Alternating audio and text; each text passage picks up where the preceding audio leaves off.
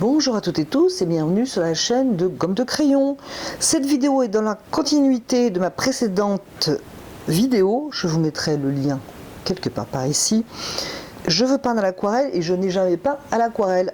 En toute logique, si vous avez regardé ma vidéo précédente, vous avez déjà peint une aquarelle. Pour rappel, j'utilise pour cette série de vidéos débutants le jaune clair de Sennelier, le lac de Garance rose et le bleu de cobalt. Sennelier pour les trois. Je rappelle que c'est un très bon apprentissage de commencer avec trois couleurs, les trois couleurs primaires. Cela vous permet de connaître vos couleurs, d'apprivoiser vos couleurs avec plus de simplicité pour gérer l'eau, la réaction des pigments dans l'eau, la réaction avec le papier, l'humidité, etc. Vous avez beaucoup moins de soucis, vous n'avez que trois couleurs. Lorsque vous connaîtrez bien vos couleurs, vous pourrez en rajouter. Et dans cette série de vidéos débutants, je vais bientôt vous rajouter d'autres couleurs. Donc aussi pour rappel, ce n'est pas ma palette avec laquelle je peins, c'est une palette que je réserve pour cette série de vidéos. Comme ça, je vous montre le plus possible ce qui se passe au niveau de la palette. Aujourd'hui, toujours avec ces trois couleurs, on va peindre un paysage. J'ai forcé un petit peu le trait au niveau du dessin, de manière à ce que vous puissiez voir, j'espère que vous verrez. Au montage, si je vois que l'image, le crayon n'est pas visible, je forcerai un petit peu, donc tenez-en compte. Ce n'est pas utile de faire un crayonné trop fort. Alors, il y a des endroits où, par exemple, les traits de crayon ne vont pas vraiment me gêner, mais il y a un endroit où, par exemple, ça va me gêner, c'est par exemple au trait qui marque l'horizon. Je veux que ce soit assez discret, qu'il n'y ait pas une ligne au milieu, donc je vais prendre ma gomme mie-de-pain par exemple, et en la passant à plat, voilà, je vais un petit peu effacer. C'est pareil, ce qui dessine un petit peu ces forêts très lointaines, un petit peu surélevées, je n'ai pas envie d'avoir un trait de crayon spécialement, donc je vais gommer légèrement. Nous allons peindre le ciel, et vous allez le voir, nous allons le peindre très facilement. Pour cela, je vais prendre un pinceau Aquarellis, et je vais poser de l'eau. Donc je pose de l'eau sur mon ciel de manière à peindre sur humide, et là nous allons peindre humide sur humide. Humide parce que le papier est humide, et humide l'aquarelle parce que je vais la faire fluide et non pas crémeuse. Donc je mouille, je n'hésite pas à mouiller les arbres, éventuellement même en dessous, ce n'est vraiment pas grave, au contraire, ça va éviter à mon aquarelle de s'arrêter net. Donc, je mouille, j'incline mon papier et j'attends un tout petit peu que l'eau pénètre dans le papier. Pendant que ça pénètre dans le papier, je vais en profiter pour vous montrer le papier que j'ai choisi pour cette aquarelle, le I Love Art en 24-32, grain fin, 300 grammes. Tous les bleus perdent de l'intensité en séchant, de toutes les couleurs plus ou moins.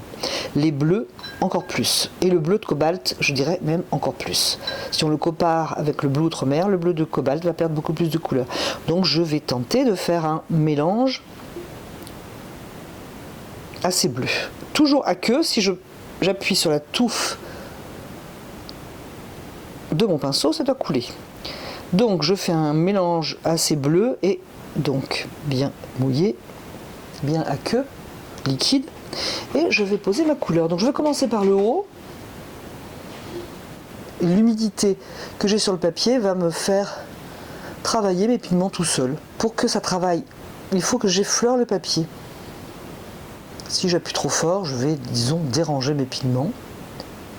Donc je passe doucement.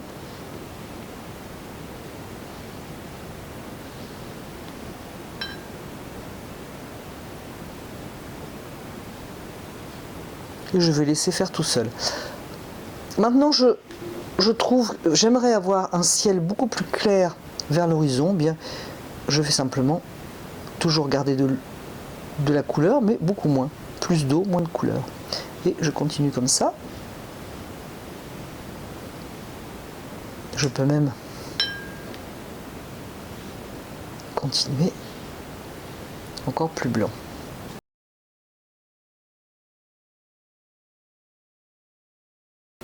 On peut ajouter un peu de bleu pour faire du mouvement dans notre ciel, tout simplement. Et si le papier est toujours humide, il vaudrait mieux qu'il le soit, eh bien ça va travailler tout seul. Un petit peu de dessin comme ça, voilà. Si quelque chose me plaît, mais que je trouve que c'est pas à mon goût, j'ai juste à l'arranger un petit peu. Si quelque chose me gêne un peu, je mouille mon pinceau, j'enlève l'excédent d'eau pour ne pas faire partir les pigments qui me plaisent par exemple, et j'arrange un peu tout ça. Voilà, par exemple ici je trouve que c'est un petit peu droit. Pareil, si je trouve que c'est un petit peu droit, j'arrange. Un petit peu linéaire, je passe en douceur mon pinceau. Mon ciel est terminé, je trouve qu'il est bien, je le laisse comme ça. On pourrait enlever de la couleur pour faire des nuages, mais là on est vraiment dans les débutants. Et c'est un ciel très facile à faire et qui donne un très bel effet. Alors je ne parle pas du mien, mais quand vous le ferez, vous verrez, votre ciel aura un très bel effet. Donc là c'est presque blanc à l'horizon. Donc ça me va bien, je vérifie que j'ai toujours de l'humidité parce que je vais partir sur ma montagne au loin. J'ai oublié de vous dire que j'avais une image de référence, je vous la mettrai de temps en temps. Alors je pense malheureusement qu'encore une fois il va manquer le haut du ciel, mais bon, j'espère que vous aurez suffisamment à voir pour comprendre le principe du ciel. Sans attendre, je vais faire c'est une espèce de colline avec de l'herbe. J'ai un petit peu changé le dessin de manière à ne pas avoir mon chemin en plein milieu et j'ai un petit peu arrangé, mais enfin c'est assez proche quand même. Donc je vais prendre du bleu. D'ailleurs c'est mieux de commencer par prendre le jaune pour moins salir vos couleurs. Et je vais faire un mélange. Je voudrais un mélange assez bleu. Ce qui est au loin prend une petite couleur un petit peu bleu, bleuâtre. Donc on va faire nos collines légèrement bleues. Ce qu'il faut faire attention, c'est de ne pas avoir quelque chose de régulier, comme une ligne droite. Il faut un petit peu varier. Alors bien entendu, je suis sur mouillé, donc automatiquement, c'est logique. Ça va fuser et donner ces petits contours donc, que je cherche à donner à mon aquarelle pour donner un effet buisson et aussi de la légèreté et du flou. Dans la réalité, cette végétation étant lointaine, on ne discerne pas des contours d'arbres, etc. Ce serait une erreur de perspective en fait. Je vais ajouter un petit peu de bleu dans cette végétation, tout en étirant un petit peu la couleur pour ne pas avoir une verdure raide qui s'arrêterait brutalement. Comme ça, lorsque je vais revenir plus tard, je n'aurai pas un trait bien net. Donc avec un pinceau légèrement humidifié, il suffit de passer son pinceau sur la ligne qu'on veut adoucir. Donc je prends un petit peu de bleu de cobalt par exemple et venir faire ajouter un peu de couleur par-ci par-là.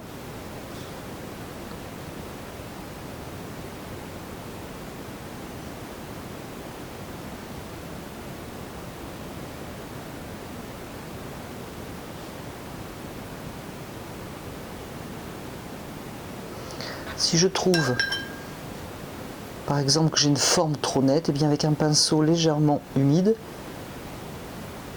je viens adoucir une ligne qui me semblerait trop nette. Je peux bien entendu venir mettre un petit peu de jaune, comme un mélange un peu plus jaune, en mélangeant du jaune et du bleu. Ensuite, je vais regarder mon image. Alors, sur l'image de référence, il y a des lavandes, je vais en garder légèrement l'esprit. Je vais faire un vert assez jaune, donc en prenant du jaune, un peu seulement de bleu. Ce qui va représenter ce que vous voyez de très ocre sur l'image de référence.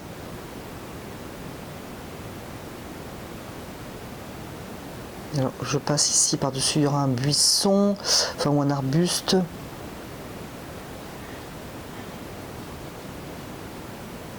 Je peux aussi donner des mouvements dans ma couleur pour créer des effets et du mouvement. Donc je vais rajouter par exemple un petit peu de jaune. Ça va me faire un petit peu de lignes, même si les lignes dans l'humide ne vont pas réellement rester.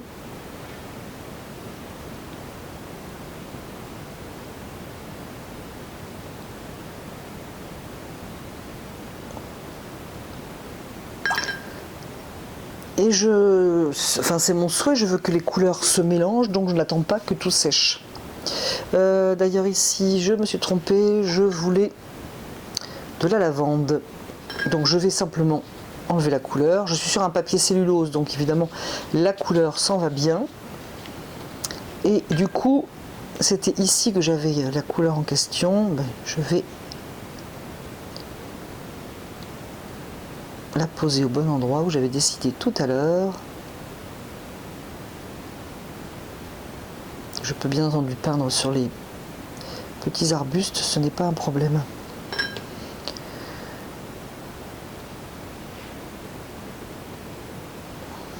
Éventuellement, je rajoute de la couleur.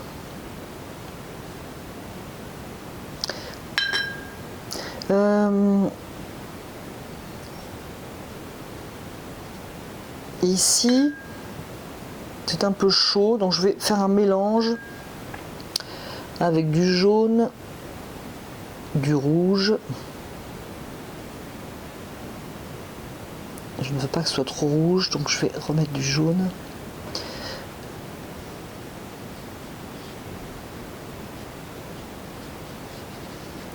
Ce qui en plus, couleur qui ira très très bien avec ma future lavande.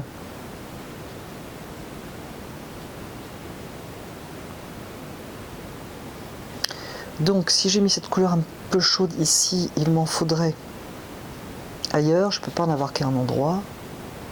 Enfin je peux, mais ce ne sera pas très heureux. Je vais adoucir mes formes.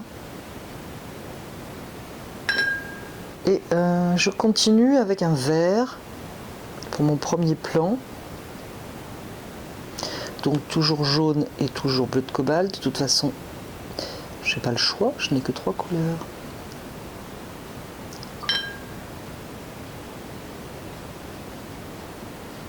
Pour varier les effets, j'ai posé sur sec. Il ne faut pas que je fasse comme tout à l'heure et que je me trompe dans mes lignes. Je ne veux pas avoir de lignes franches, donc je nettoie mon pinceau et je vais adoucir mes contours. Si j'avais mouillé auparavant, ça aurait fusé. Là, j'ai quand même des lignes. Je veux des lignes, mais pour l'instant, pas encore trop nettes. Mon chemin.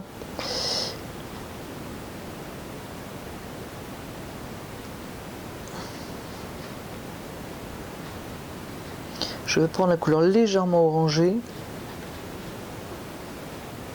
de manière en plus à faire circuler mes couleurs et prendre un petit peu ce que j'ai dans la palette, justement pour faire circuler, pour ne pas avoir un chemin bien net au milieu, c'est-à-dire orange, moins orangé, avec des couleurs de chaque côté bien nettes. Je vais faire un violet avec cobalt, sans vert si possible, parce que j'ai bien entendu salé mes couleurs, ce qui est un petit peu normal lorsque l'on fait des mélanges. Je vais faire donc une couleur lavande plus bleu que rouge, donc je vais mettre beaucoup de bleu de cobalt et une pointe simplement de lac de Garance. Et en quelque sorte faire un gros plan sur la lavande. Pour une raison, c'est de manière à vous l'expliquer. Deuxième raison, c'est que j'ai une coupure vidéo comme bien souvent et c'est très frustrant. Pour avoir un propos plus clair, je vais partir sur ce qu'à mon sens il ne faut pas faire, c'est-à-dire dessiner une lavande. La lavande fait une petite boule comme ça, avec le pied. Donc on a certaines boules comme ça, plantées dans un champ, et il y a une histoire de perspective. Si par exemple on a le regard ici, on a les sillons qui vont à peu près comme ça. Alors moi je vois souvent, vous avez dû voir aussi, des lavandes qui sont, alors les petits pics bien comme ça, bien réguliers.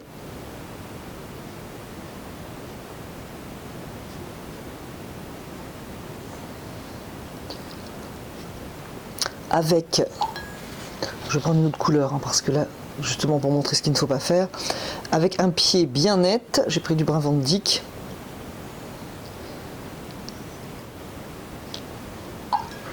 Et on recommence pour le pied suivant avec des fleurs extrêmement droites. Et on a donc ces plans les uns derrière les autres, avec souvent de l'ocre par exemple entre les deux.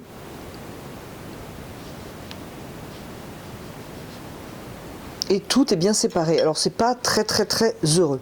Il vaut mieux poser sa couleur vraiment très souplement, surtout lorsque c'est au loin, en ajoutant un peu plus de bleu, un peu plus de rouge par exemple. Et lorsque l'aquarelle est un petit peu rentrée dans le papier,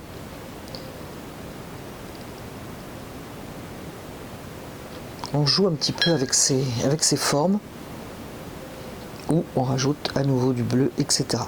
On peut bien entendu, et je garde mes trois couleurs, hein, on peut bien entendu mettre du vert.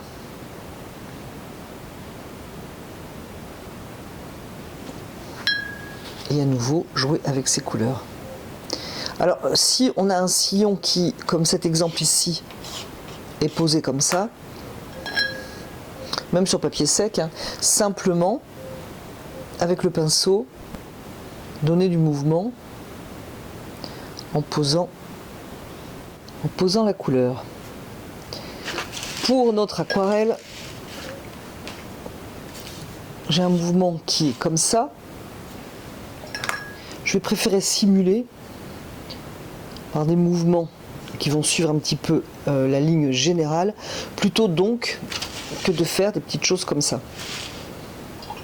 On va donc revenir à la réalisation de l'aquarelle. J'adoucis avec mon pinceau les formes l'une entre elles au bord du chemin.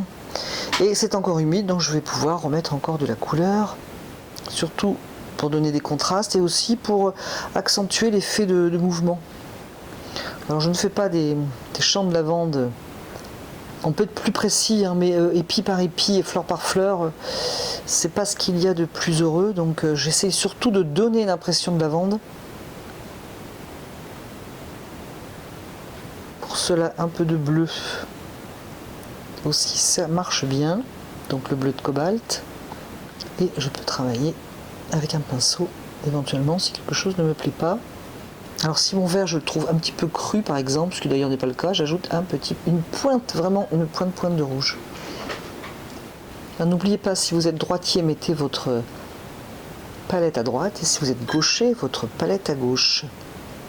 Surtout bien adoucir vos formes, surtout au niveau du chemin, pour ne pas avoir un chemin net.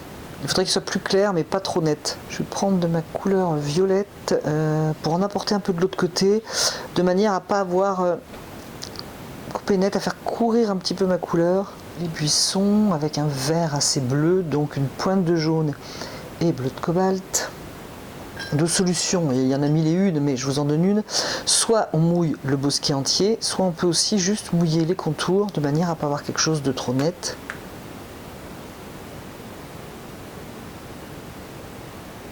Et c'est là que c'est pas intéressant d'avoir un bosquet hyper dessiné, parce que c'est plutôt gênant. Travailler mon contour.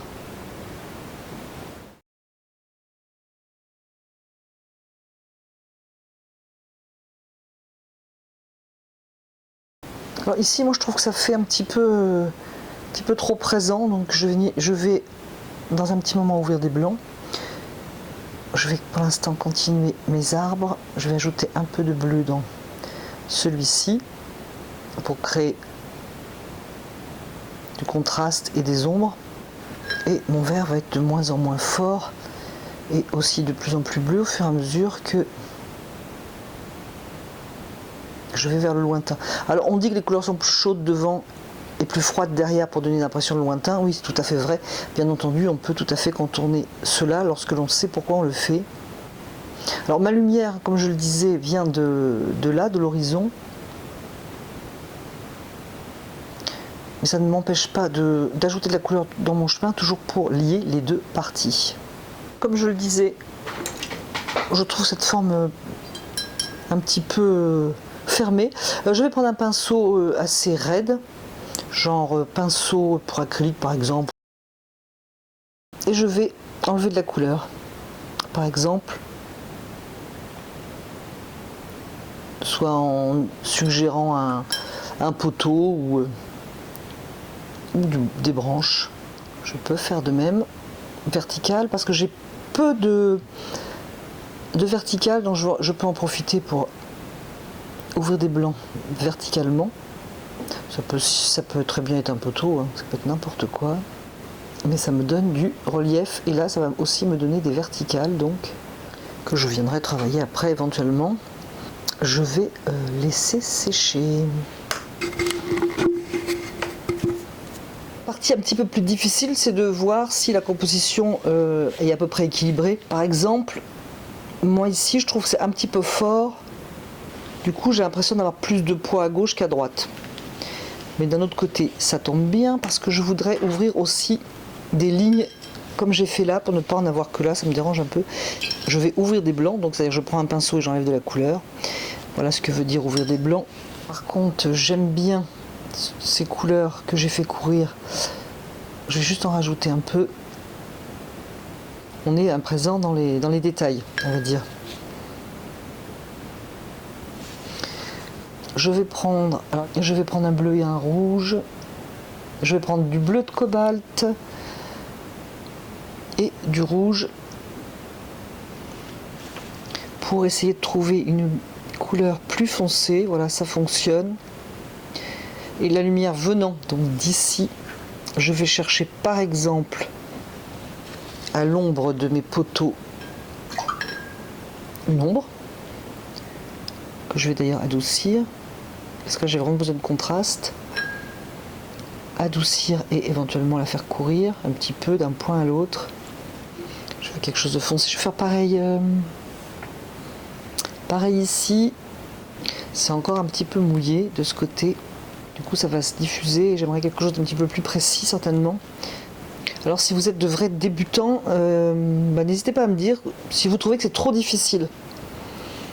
Alors, c'est peut-être plus difficile parce que le dessin est plus compliqué. Mais je voulais vous proposer une autre vidéo vraiment débutant, mais dans laquelle je fais intervenir d'autres couleurs. Donc j'avais vraiment envie de vous montrer encore une aquarelle à 3 couleurs. Donc n'hésitez pas à me donner votre avis. Pour ceux qui se posent la question, le deuxième pinceau me sert à adoucir ma couleur, à faire fuser par exemple. Alors à l'inverse, j'aimerais bien marquer quelques pieds foncés de ma lavande. Donc je vais faire des petits points, toujours avec mon mélange bleu-rouge, mais quelque chose d'un petit peu plus foncé qui pourrait apparaître dans le lointain. Extrêmement léger, voilà.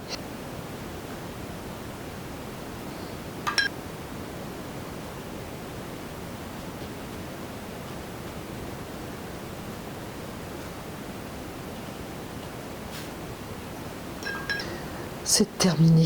Voilà, c'est terminé. N'hésitez pas à me dire si c'était trop compliqué pour vous. N'hésitez pas à vous arrêter au milieu et ne pas finir les détails comme je l'ai fait. Essayez de faire déjà la première partie si cela vous tente.